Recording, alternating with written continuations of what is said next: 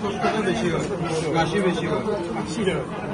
তারপরে খাওয়া দাওয়ার কোনো রুচি নেই, একটু হাঁটলে অসুস্থ হয়ে যায়। হাঁটলে কি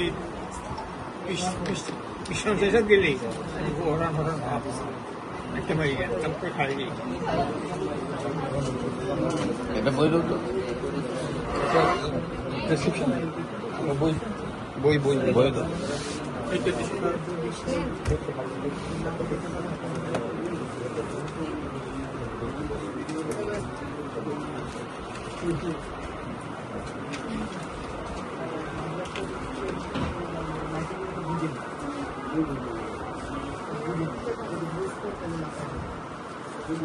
ঘুম কেমন খাবার হচ্ছে কেমন নেই